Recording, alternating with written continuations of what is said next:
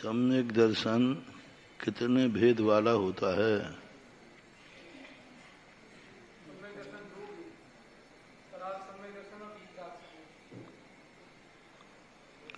और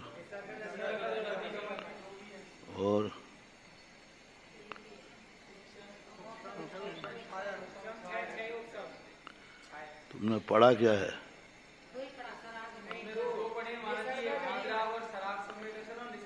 बस अभी तक तत्वार सूत्र में 3 सम्यक दर्शनों की कोई चर्चा मात्र मूल सूत्र में क्या आया है?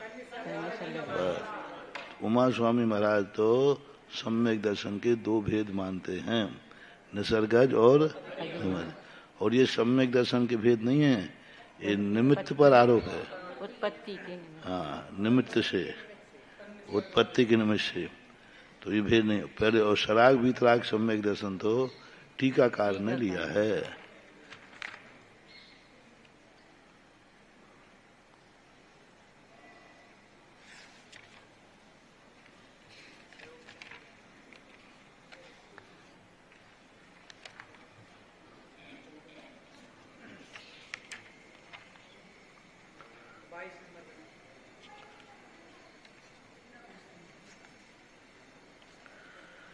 जानने के उपाय में निर्देश स्वामित्व साधनाधिकरण स्थिति विधानता है। इससे क्या जाना जाए? कैसे जाने? इससे क्या मतलब है? कैसे जाने? कोई जाने को कैसे जाने? जानने का क्या है? पदार्थों को जाना जाता है। कैसे जाना था? इनसे कैसे जानेंगे? क्या जाने? निर्देश से क्या जाने? वस्तु के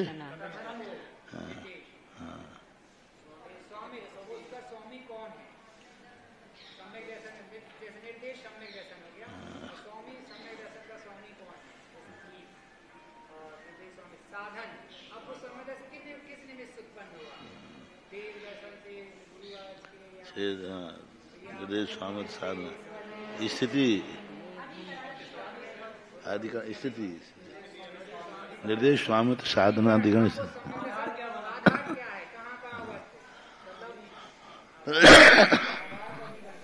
हाँ ठीक है।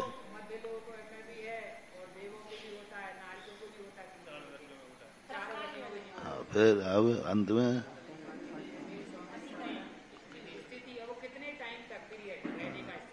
और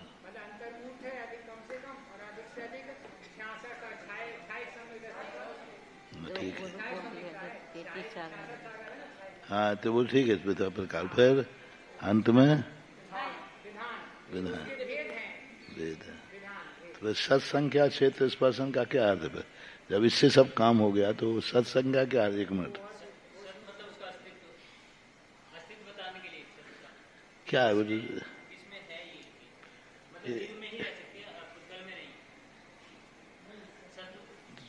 निर्देश स्वामित्व तो सत्संग सूत्रों को देने का मतलब क्या था?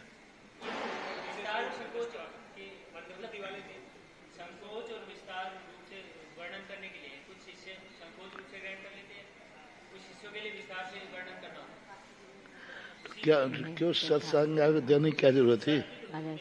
इसका अर्थ क्या है सत्संख्या का? हाँ फिर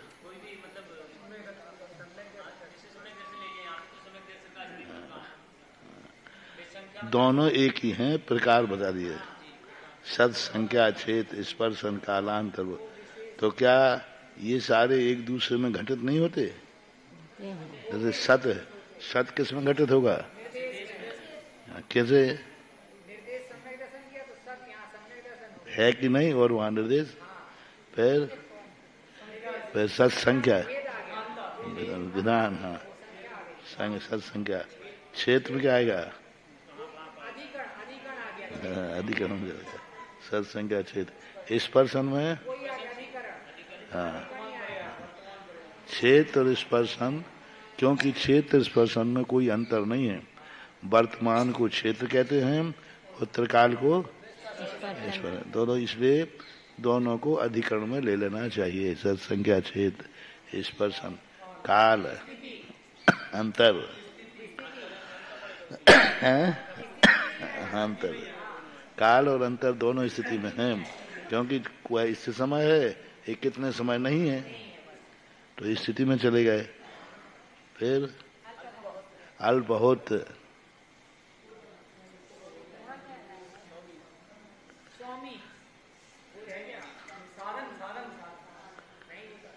अल्प बहुत, ये इससे अधिक है, इससे कम है, कौन ज्यादा है, प्रकार में आएगा। हाँ, विधि में, हाँ, ऊपर घटाना पड़ेगा। अल्प बहुत ये अलग है, ये कम है, ये ज्यादा है, संख्या है ना, संख्या है, संख्या। अल्प बहुत में संख्या और अल्प बहुत एक ही है। संख्या किस में दोगे आप? विधान में लिया आपने, तो संख्या और जो अल्प बहुत है ये एक है।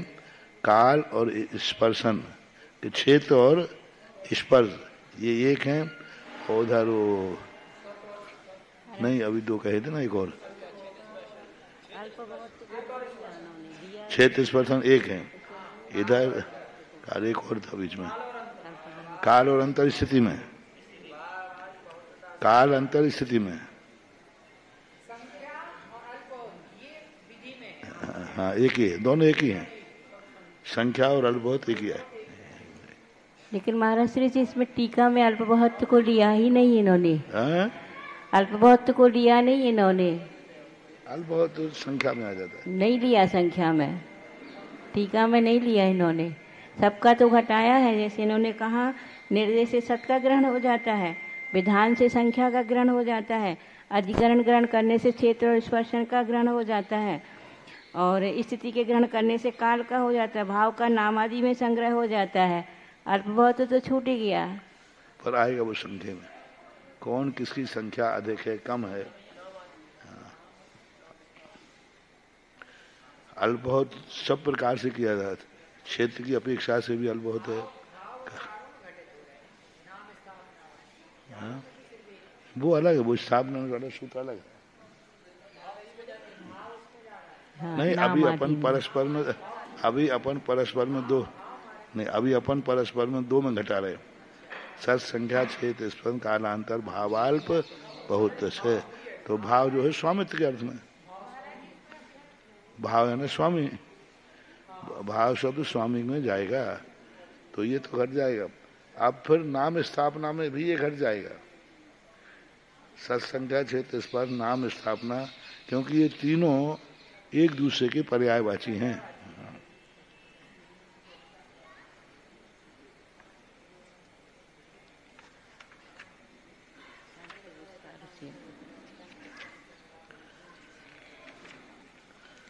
चले, यदि भव प्रत्यो वधि देवनारकाणाम अतिशयोपशम हेतुकः केशाम मित्यतः।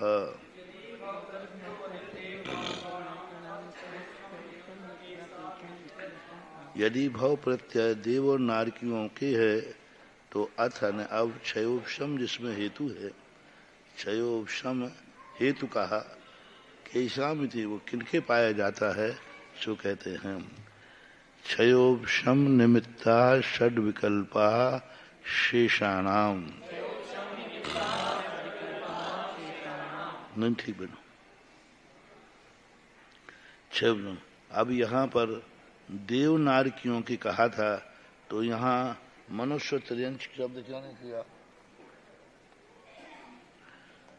अब ये क्षयोपशम निमित्त जो है 6 प्रकार का देव नारकियों के तो है नहीं, तो फिर किसके है?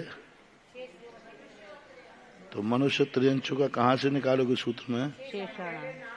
नहीं, हाँ नहीं, शेषाणाम, हाँ शेषाण 4 होते हैं, तो शेषाणाम है ना मनुष्य त्रियंशों के। महाराज श्री जी एक प्रश्न है, इनका जैसे देव और नारकी जो होते हैं उत्पन्न होने के प्रथम समय में ही उनका अवधिज्ञान प्राप्त हो जाता है, और मिथ्या दृष्टियों को पर्याप्त होने के पश्चात विभंग अवधिज्ञान हुआ करता है। ऐसा प्रसंग कहीं देखने में आया नहीं, क्योंकि अपर्याप्त दशा में एक अवस्था के सभी जीवों को घटित नहीं होगा।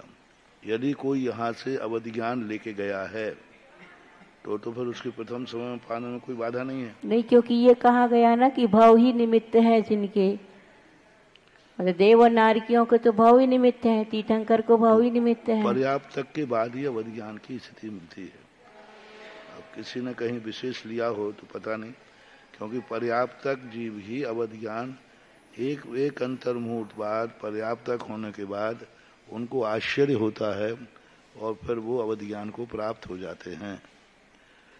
सम्यक दृष्टियों को एक समय में होता है ऐसा कथन नहीं। देव और नारकियों को जो मतलब उस समय दृष्टि तो खैर है ही, प्रथम समय में ही उनको उत्पत्ति के प्रथम समय से अवधि ज्ञान हो जाता है, ऐसा होना है। और मिथ्या दृष्टियों के लिए बताया आचार्य का मत हो तो बात नहीं है, पर्याप्त तक होने के प्रभायमान तो नहीं है। ये प्रभायमान तो सभी आचार्य देव नारकियों को पर्याप्त तक के बाद ही मानते हैं, क्योंकि प्रथम समय का मानेंगे तो उपाद विग्रह गति में भी हो जाना चाहिए कि देवायु का उदय तो हो ही गया, तो यहाँ होना चाहिए, और वहाँ तुम्हारा अभी शरीर की निर्वृत्ति ही नहीं हुई तो अवधि ज्ञान कैसे होगा?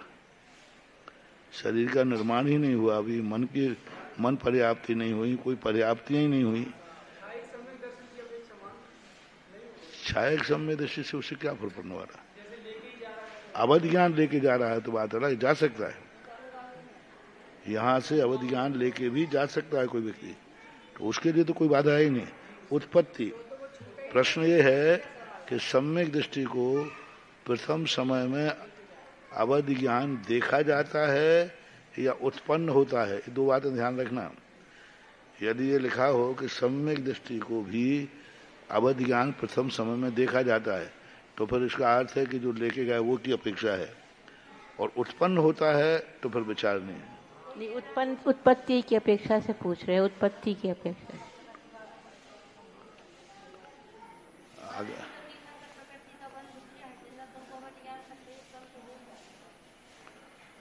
विशेष रूप से अलग चीज है।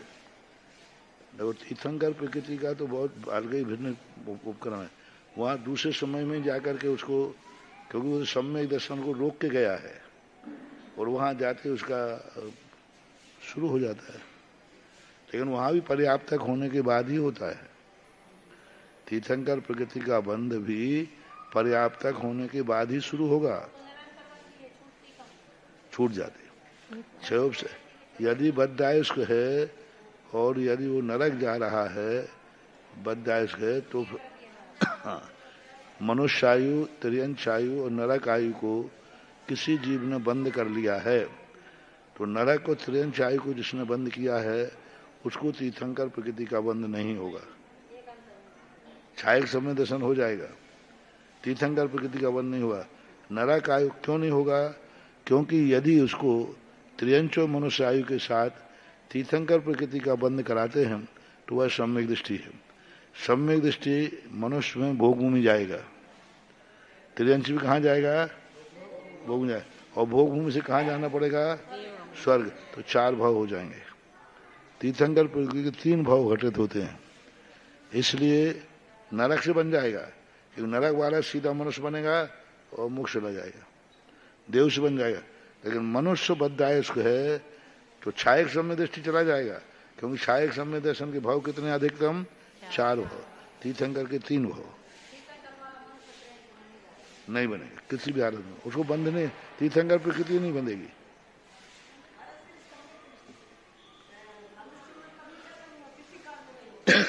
नहीं, देव होते हैं, देव नारकी, देव और नारकी सम्यक दृष्टि मनुष्य में उत्पन्न होते हैं।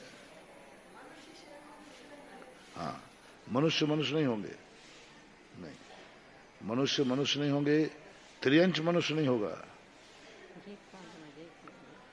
त्रियंच सम्यक दृष्टि मनुष्य नहीं होगा।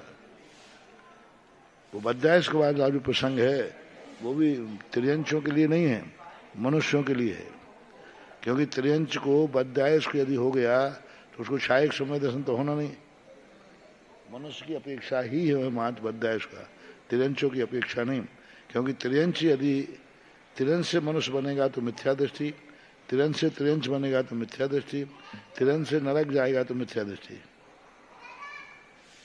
इसलिए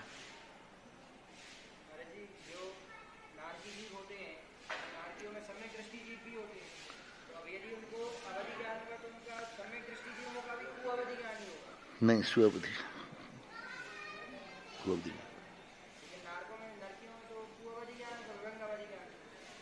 होता है सबके नहीं, सम्यक दृष्टि मिथ्या दृष्टि को, सम्यक हाँ अवधियां रहता है। लेकिन फिर भी वो अच्छा क्यों नहीं? लड़ने भिड़ने वाली कसाय अलग है, क्या सम्यक दृष्टि यहाँ नहीं लड़ते? लड़ना अलग है, वस्तु स्वरूप के विचार उल्टा होना अलग चीज है। लड़ना भिड़ना चारित्र मोहिनी कर्म की प्रबलता है। लड़ना भिड़ना कसाय करने सब चारित्र मोहिनी के विषय है। आर्द्र ध्यान किस कर्म से होते हैं? चारित्र मोहिनी के विषय है। आर्द्र ध्यान, दौर ध्यान सब है। कुअवधि है ना तत्व संबंधी। वो देव सदगुरु को नहीं मानता, तत्व को नहीं मानता, ये लोग परलोक को नहीं मानता। बस शास्त्र से अवधियान तो है। जाति स्मरण है। नारकियों को जाति स्मरण बहुत जल्दी होता है क्योंकि वो वेदना में रहते हैं। जाति स्मरण वेदना नहीं होते।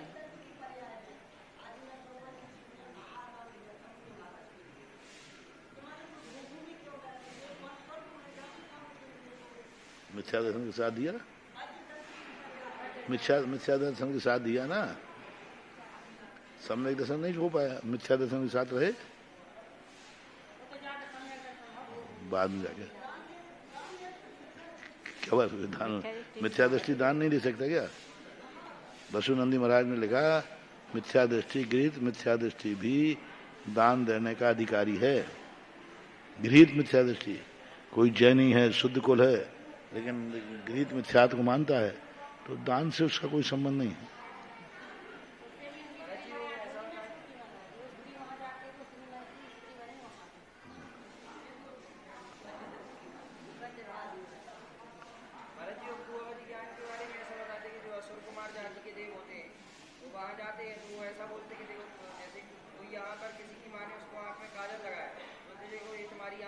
ये चारित्र मुनि का विषय है। यहाँ भी तो उल्टा सोच सकता है व्यक्ति। कोई व्यक्ति बाजू में कान में से तुम्हारी तरफ देखे के तुम क्या अभिप्राय लगाओगे? वो चर्चा ही नहीं हो रही तुम्हारे बारे में, तो इतने मार से मिथ्या दृष्टि हो गया क्या? ये शक कहलाता है, संदेह कहलाता है, उल्टा सोचना। ये कुअवधि से इसका कोई ताल्लुक नहीं। ये तो सम्यक दृष्टि के विरुद्ध में सोच सकता है। शक हो जाता है किसी।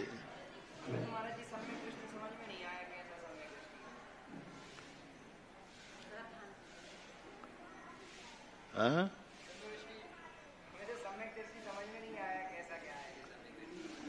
सम्यक दर्शन का संबंध तत्व से संबंध रखने वाला सम्यक दर्शन है। सीधी बात। तत्व से बस, तत्व धार्मिक संबंधी है। संसार संबंध से सम्यक दर्शन का कोई लेना देना नहीं। तत्व पे सही सिद्धांत है, वो सम्यक दर्शी बस। हाँ? क्यों? आठंग में क्या लड़ा है? किससे लड़ता है? तो धर्म के लिए लड़ रहा है कि धन दौलत के लिए लड़ रहा है? धर्म के लिए लड़ रहा है कि धन दौलत के लिए लड़ रहा है? धर्म के लिए लड़ा है तो फिर समझ में आ जाए।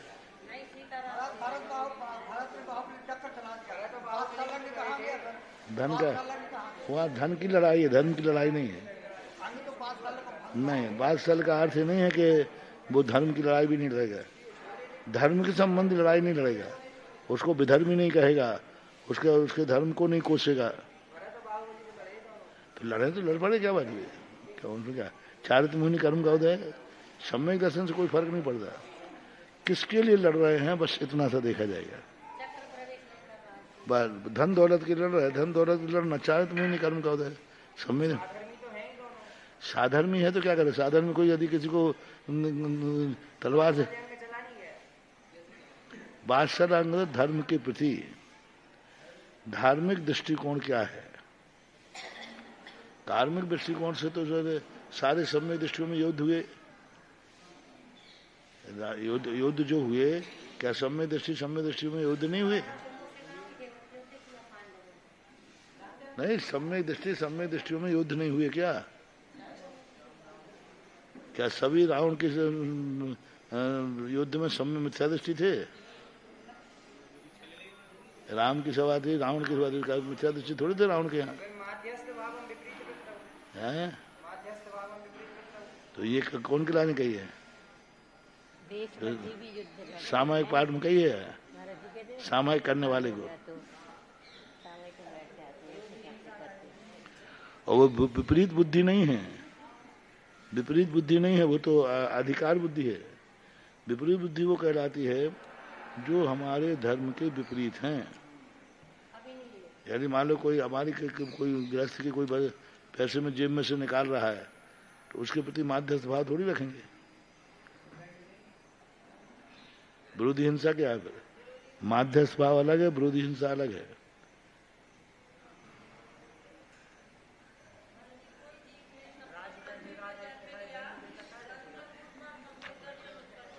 हाँ,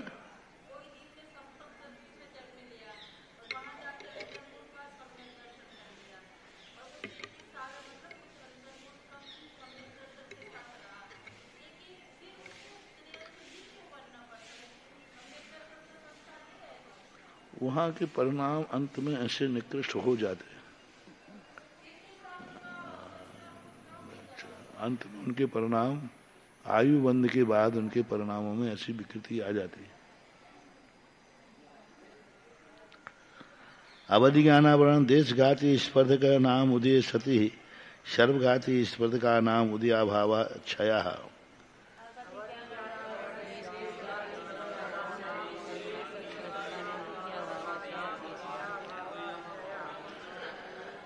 तेषामेवानुदय प्राप्ता नाम सद्वस्था उपशमः।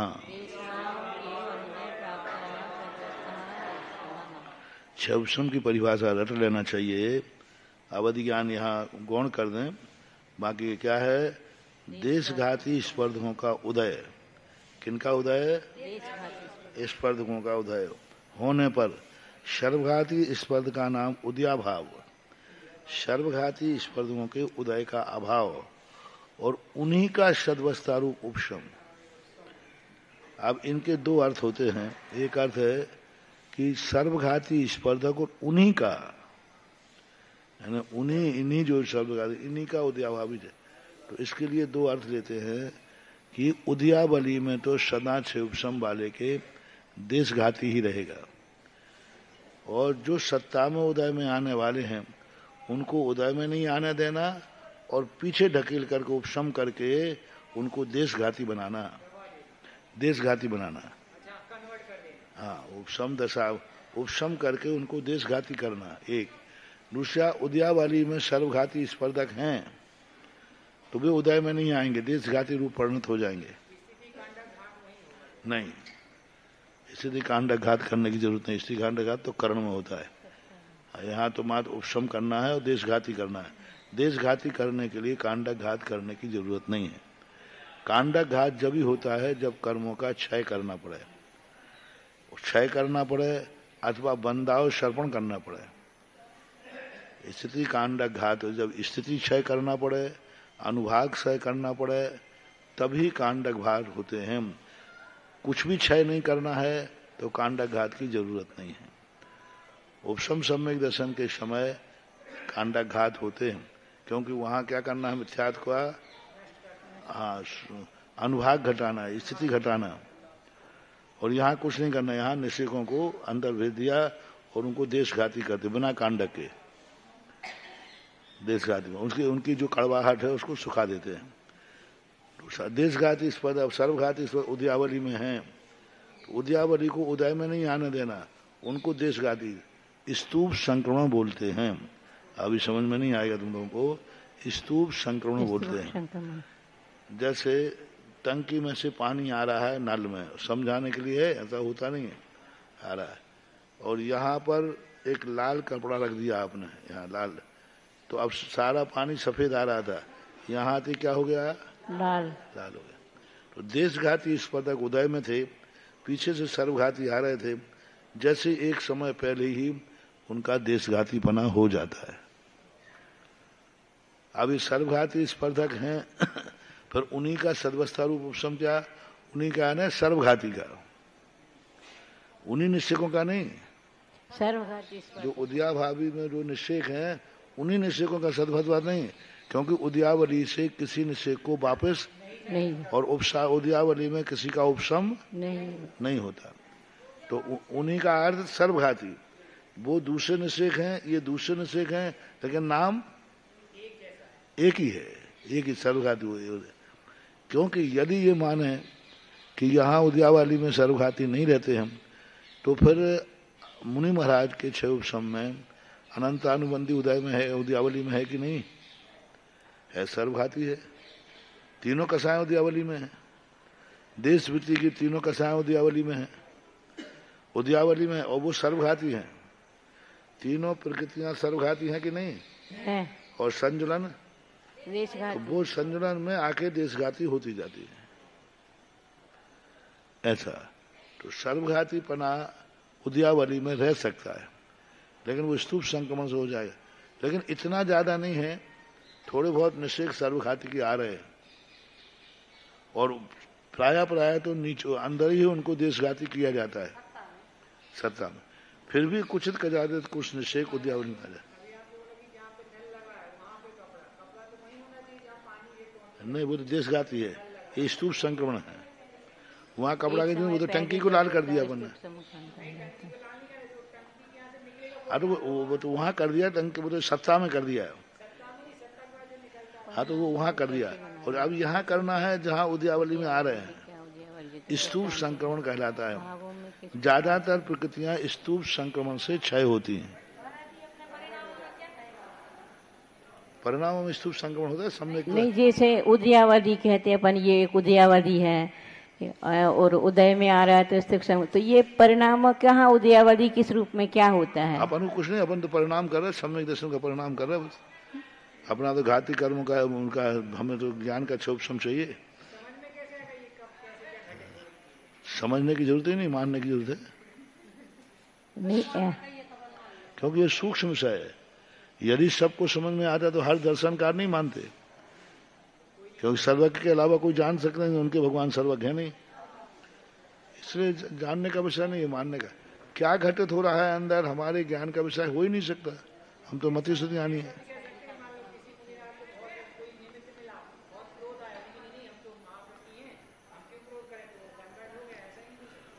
परिणाम ही तो किया, कन्वर्ट हुआ कि नहीं हुआ ये तो हम पता।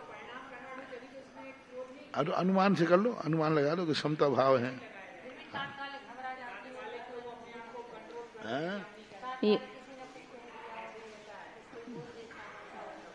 अरे उस समय तो अनंतानुबंधी कसाय आ जाएगी। यदि तेज बोल गए, कुछ कर गए, कसाय भाव आ गया, तो हमारी अनंतानुबंधी बैठी बाजू में बैठी है, तुरंत के तुरंत देशघाती कम हो जाएगा, सर्वघाती आ जाएगा।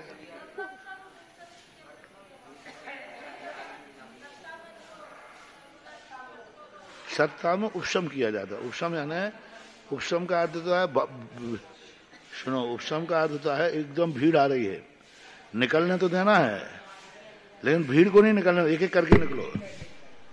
तो उसमें शायद कोई सर्वघाती निश्चय भी चले जाते हैं, तो उनको वहां दूसरी जगह जाके चेक कर लिया जाएगा।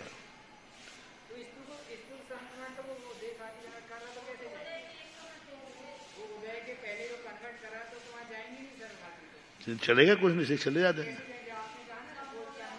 कन्वर्ट करते समय भी भीड़ में कोई ना कोई घुस ही जाता है, नहीं जाते।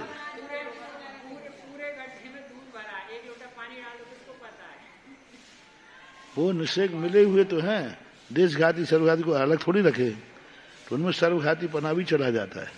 जैसे अनंतानुबंधी का, अभी मुनि महाराज के छह उपशम सम्य दृष्टि के चारों कसाय उद्यावली में चल रही हैं, अनंतानुबंधी भी है और क्षय समचारित है उद्यावली में। ऐसा महाराज जो उद्यावली का अर्थ क्या है?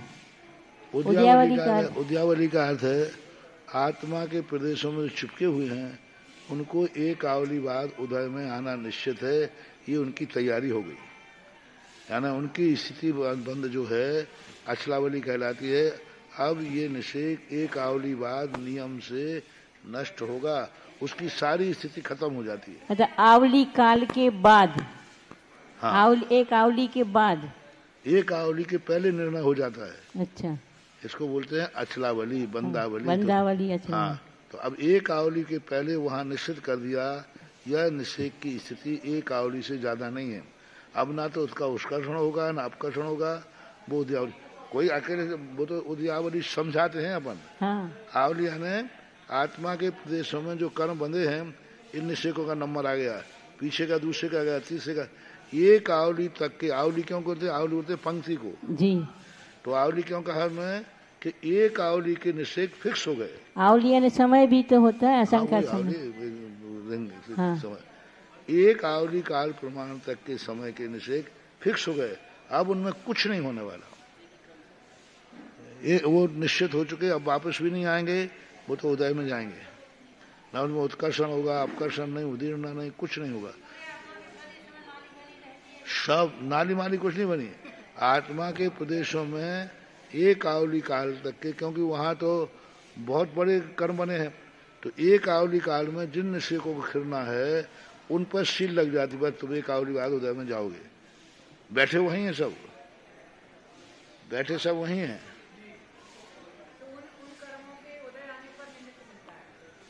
वो तो मिलेगा ही, वो तो अब आवली में आ गया तो आ गया, वो तो अपने आप निमित्त बनेगा। उद्यावली में उन्मित्त बन चुका है। सामने जाकर अभी एक और बैठा ना संक्रमण, स्थूल संक्रमण, उद्यावली में जाकर के एक और बैरियर है, वहां एक और सुधरने का मौका है। हम उनको आगे जाके रोक सकते हैं स्थूल संक्रमण के माध्यम से। पर रूप संक्रमण कर देंगे, पर रूप संक्रमण करेंगे। आज साता का उदय जा रहा था और असाता पीछे से आ गए, तो हम साता में कर स्थूल संक्रमण में एक समय पहले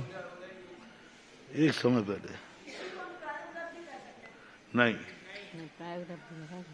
प्राय उपलब्धि अलग चीज है।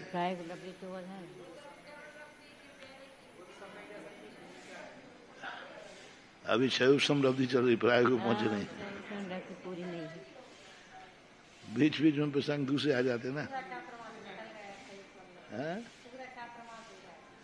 हाँ, आ जाएगा, थोड़ा हो तो आएगा।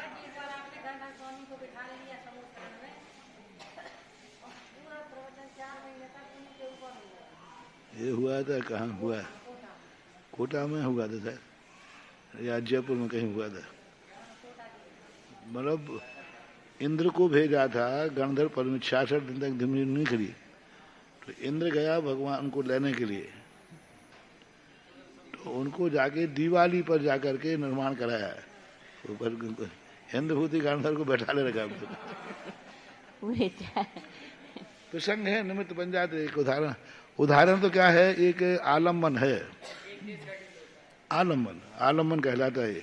विषय को आगे बढ़ाने के लिए उदाहरण का आलम्बन ले लेते। उदाहरण में क्या होता है, बिना उदाहरण के हम साइड में नहीं जा सकते जी। अब उदाहरण में क्या होता है, कई पहलू आ जाते हैं, तो मूल पहलू गौण करके उत्तर पहलू को पकड़ लेते हैं। हाँ, तो अब उदाहरण से हमें क्या होता है, किसी वक्ता को उदाहरण से अनेक लाइनें मिल जाती हैं, फिर हम उदाहरण के माध्यम से आगे बढ़ जाते हैं, किसी दूसरे विषय को भी ला सकते हैं, क्योंकि उदाहरण में बहुत सारे पक्ष होते हैं।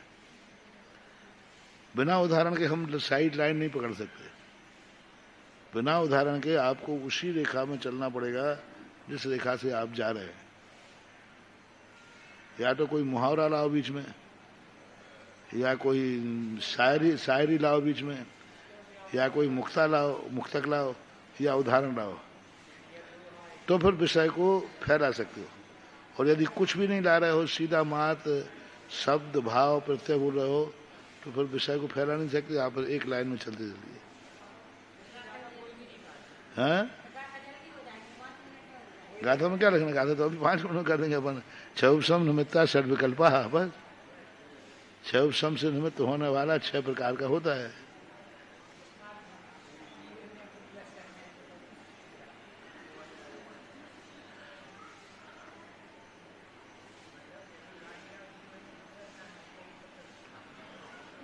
क्योंकि विषय निमित्त को देखकर ही बदलते हैं। अब उसी विषय को लेकर अपन दूसरी धारा में, अब सामने कोई निमित्त आ गया, मान लो महिला सम्मेलन आ गया, तो अब विषय तो बदली गई। अब वहाँ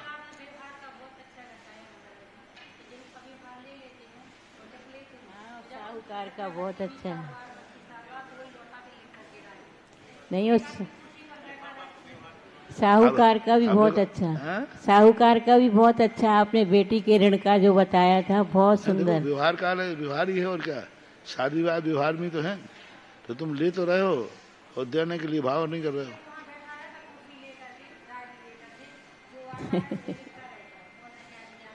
हाँ, वो काम आता बाद में। नहीं वो थोड़ा बहुत ज्यादा, पर पहले का याद जरूर रखेंगे, वो याद तो रखेंगे। वो भले ज्यादा दे दें, लेकिन कहेंगे ठीक है 100 रुपये आया था 200 दे दो, लेकिन वो 100 रुपये को उलायना जरूर मन में आएगा, जरूर आया कितना था ये तो जरूर ध्यान रखेंगे। ठीक, महिलाएं याद रखती हैं कौन सी क्वालिटी की चिकट आई थी। हाँ, पीछे खुलते रहे।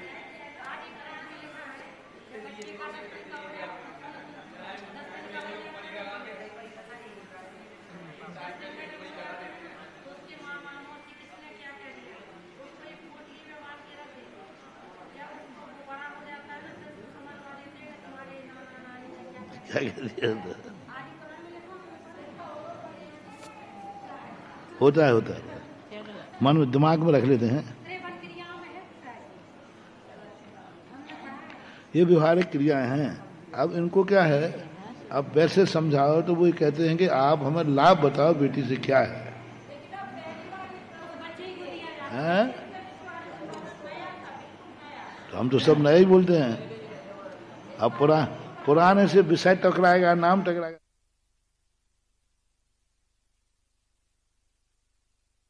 अब इनको क्या करना है, ये कहते आप कह रहे हो कि बेटी मत चाहो, आपको हमारी गृहस्थी की परेशानी क्या मालूम। जिनके बेटियां हैं उनका बुढ़ापा क्या होता है, तो उनकी समस्या तो है। तो अब उनको लाभ गिनाओ, उनको आप समझाओ मत कि ये भी हिंसा है, ये भी हिंसा है, वो भी जीव है, वो भी जीव, बोले ये सब जीव में रखो आपके साथ में। हमारी गृहस्थी की समस्या समझाओ पहले।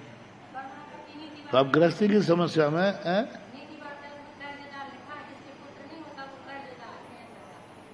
वही तो कह रहे, उनको ये बातें बताओ। तो जब उनको लाभ दिख जाएगा ना कि कन्या से ये लाभ है, तो क्योंकि नहीं गृहस्थ बहुत जकड़ा हुआ है समाज की परिस्थितियों से, उसके प्रति हीन भावना देखते लोग। जिनकी बेटियां होती ना, उनके प्रति अच्छे भाव नहीं रहते लोगों के, सुसाइड कर लेते हैं लोग, सुसाइड कर लेते हैं। अब वो चौथी बेटी का आया ना, तो वो कहते हैं ऐसे भाव हो गए कि मरने के भाव हो गए, लेकिन परसों के प्रवचन से जीने का भाव हो गया। तो समाचार आया ना कि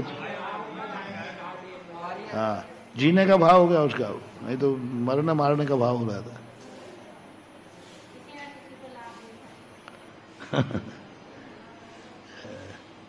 तेषाम उदय प्राप्ता नाम सद्वस्ता उष्मा तौ निमित्त मश्येति क्षौभसम निमित्ता।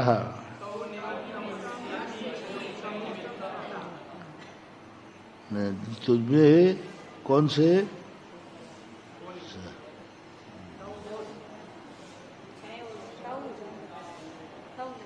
तव कहो देश घाती और सर्वघात घाती, इनके निमित्त से क्षयोभसम निमित्त है। ये क्षयोभसम निमित्त बनता है इन दोनों से, देशघाती का उदय और सर्वघाती का सद्वस्था रूप उपशम। वेद शेषाणाम वेदितव्य। हाँ, सा शेषाणाम, शेषाणाम मैंने के पुनः शेषा मनुस्त्रियांशाश्च तेष्वपि यत्र सामर्थ्यम अस्ति तथैव केषाम तर्हि।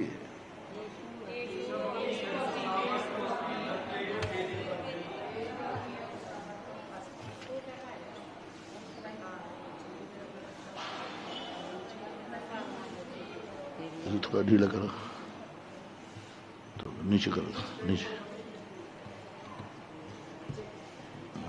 और ये कौन है?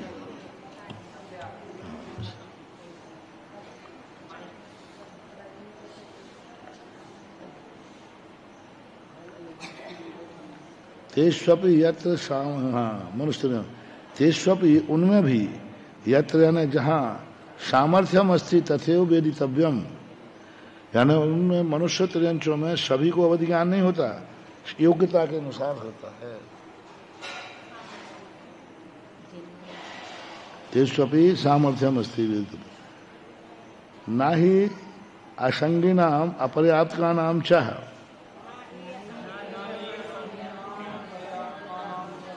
अब असंगी और अपर्याप्तकों के नहीं होता है। अब ये देखना, अपर्याप्तकों के नहीं होता है, ये उत्पत्ति की अपेक्षा जानना। यदि अनुगामी है तो होगा, नहीं अपर्याप्त के, असंगी के तो होता ही नहीं। असंगी पर्याप्ता नाम, असंगी और अपर्याप्त के नहीं होता है। तत् सामर्थ्यम अस्ति, उनके सामर्थ्य नहीं है, ना है। संगी नाम पर्याप्त का नाम चाना सर्वेशम,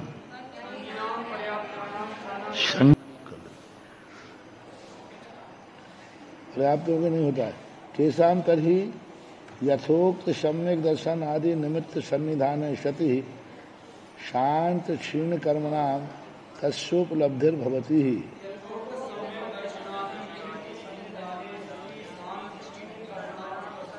जैसे कहा है, सम्यक दर्शन आदि के निमित्त मिलने पर शांत क्षीण कर्मणाम, कर्म जो हैं शांत हुए हैं, क्षीण हुए हैं, तस्य उपलब्धि होती, उसको उपलब्ध होते हैं। यानी क्या कह रहे हैं कि ज्ञानावरण ज्ञान शांत हो जाए जिनके कर्म, और सम्यक दर्शन आदि उत्पन्न हो जाए, तब कहीं अवधि ज्ञान होता है। इससे ये सिद्ध भी हो रहा है कि त्रियंचों मनुष्यों के सीधा अवधि ज्ञान प्रकट नहीं होता है, कुअवधि, अवधि पूर्वक अवधि ज्ञान की ही उत्पत्ति होती है, कुअवधि की उत्पत्ति नहीं होती। शयोपशम वाला कुअवधि बन जाएगा, उत्पत्ति शुरुआत नहीं होगी। सर्वस्व क्षयोपशम निमित्ते क्षयोपशम ग्रहणम नियमार्थ क्षयोपशम एवं निमित्तम न भवति।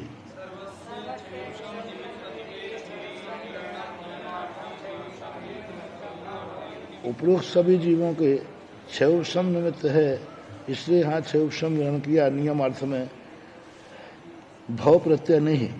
सायु अवधि षड विकल्पा, वह अवधि 6 प्रकार का। कुतः कैसे? अनुगामी अनुगामी वर्धमान हीमान अवस्थित अनवस्थित भेदात।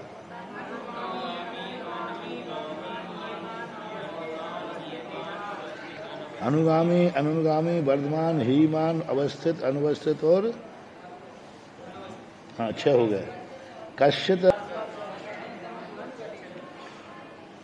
कैसा होता है अनुगामी धर्मो? कश्चित अवधि भास्कर प्रकाशवद, जैसे सूर्य चला गया तो प्रकाश भी, दीपक बुझ गया तो प्रकाश भी चला गया। यानी वह जिस जीव के साथ आया था वही जीव के साथ चला जाता है, ये अनुगामी कहलाता है। कश्चित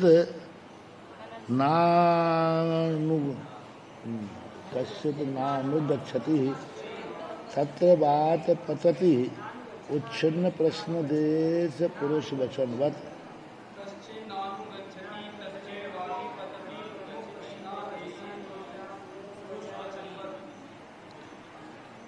जैसे कोई पुरुष है, उनके साथ वो नहीं जाता है। कैसे नहीं जाता? तत्र अति पतति उन्मुख कृष्णादेशी पुरुष वचनवत। जैसे कोई व्यक्ति है कि जो चला जा रहा है, मतलब चला गया, उसके प्रति यदि अपन प्रश्न करें तो वह उसको सुनने वाला नहीं है।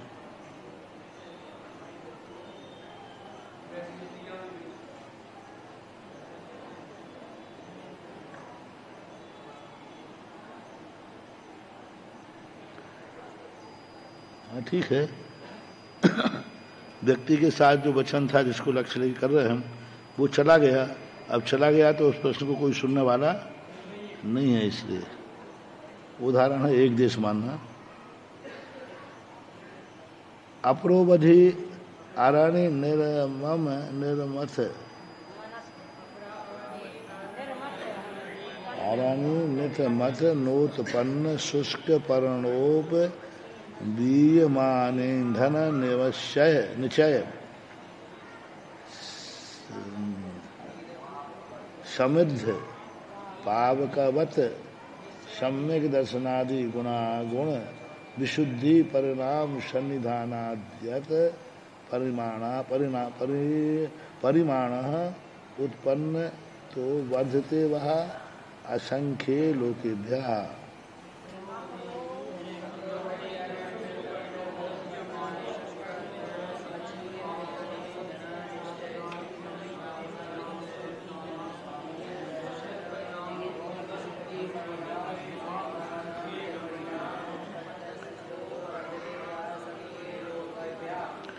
बहुत अच्छा उदाहरण दिया। अरण्य निर्मंथन, अरण्य में जो आग लगी माचिस की काड़ी से नहीं, पेड़ों के मंथन से, रगड़ से, जैसे शिखरजी वगैरह में लगती है। निर्मंथन उत्पन्न शुष्क पर्ण उपचीय, शुष्क पर्ण सूखे पत्तों के संचय ही जिनका ईंधन है, ऐसा निश्चय है। समृद्ध पक्क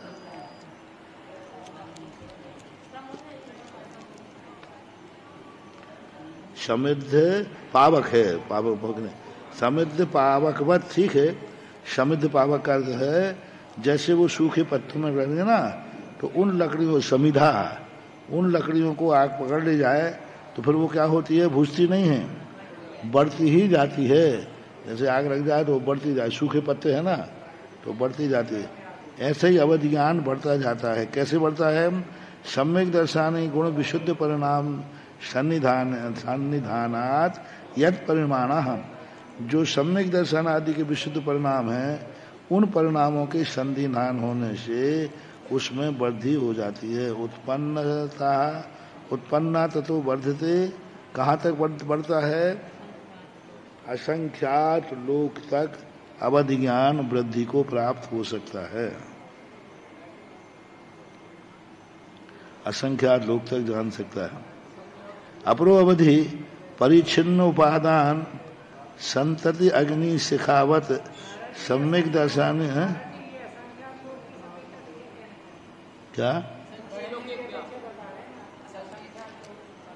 असंख्यात लोक को जाना, आवली के असंख्यात भाग को जानता है जगन, तो उत्कृष्ट कहाँ तक बढ़ सकता है? सर्वावधि।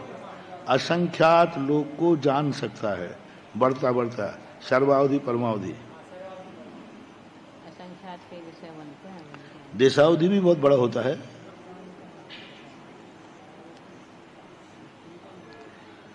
अप्रोवधि, तो इस प्रकार से परिच्छिन्न उपादान संतति अग्नि शिखावत सम्यक दर्शन आदि गुणहानि संक्लेश परिणाम आदि से क्या हुआ? परिणाम वृद्धि योगात यद परिणाम उत्पन्नो तथा हीयते अंगुल असंख्य भाग। क्या कहिए उन्होंने? अंगुल के असंख्यात भाग, घटता हुआ चला आ रहा, नीचे घटता घटता घटता घटता कितना कम हो गया? अंगुल के असंख्यात भाग कम हो गया। इसका अर्थ है सम्यक दर्शन और सम्यक ज्ञान आदि में भी एक सा नहीं होता। सम्यक दर्शन, सम्यक दर्शन में वृद्धि होती है, घटती भी है, उसी से अवधि ज्ञान में घटा बढ़ी होती है। इस प्रकार से इससे क्या कहना हो गया? सभी का सम्यक दर्शन एक समान नहीं है। जो ये लोग कहते हैं सम्यक दर्शन सबका एक समान है, बनता है, ये गुणहानि कह रहे हैं ना। देखो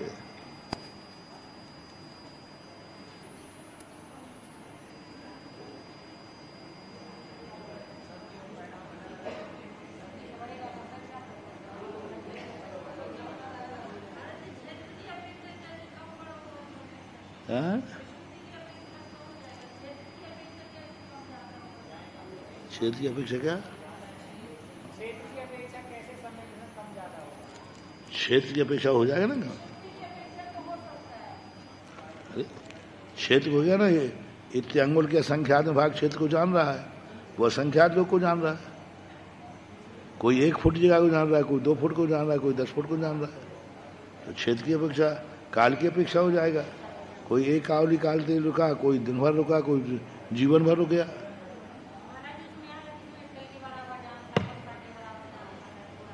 अंगुल के संख्यात में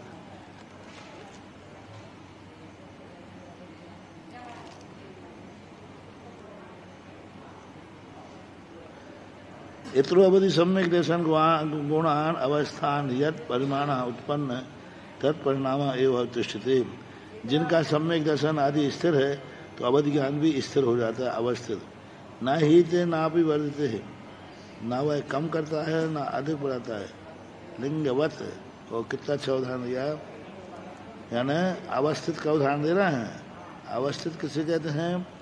जो ना घटता है और ना बढ़ता है। लिंगवत, लिंग बोलते चिन्हों को, मस्सा आदि जो हो जाते ना, अभी ना घटते हैं ना बढ़ते हैं, स्थानांतर भी नहीं होते।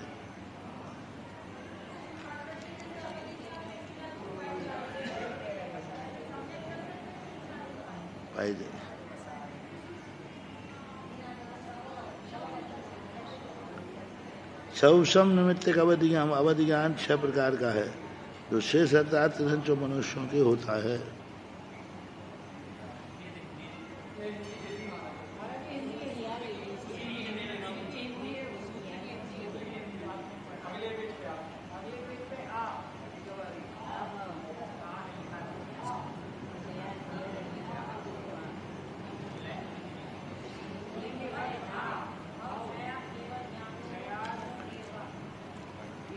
तो ये नीचे लाइन नहीं पढ़ना।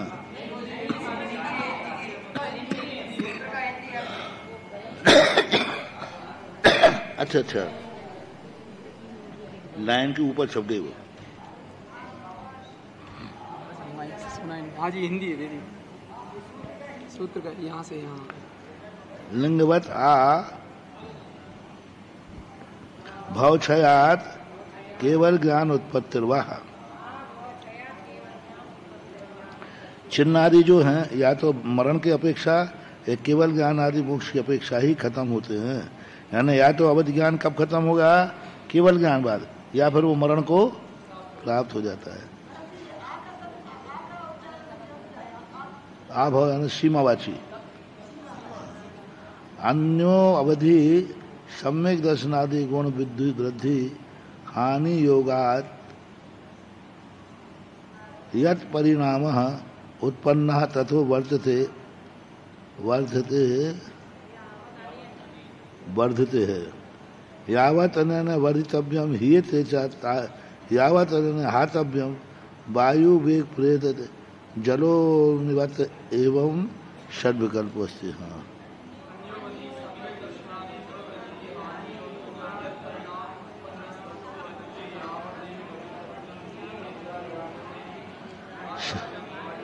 सम्यक दर्शन आदि गुणों की हानि वृद्धि होने पर अवधि ज्ञान में भी हानि वृद्धि होती रहती है। कैसे?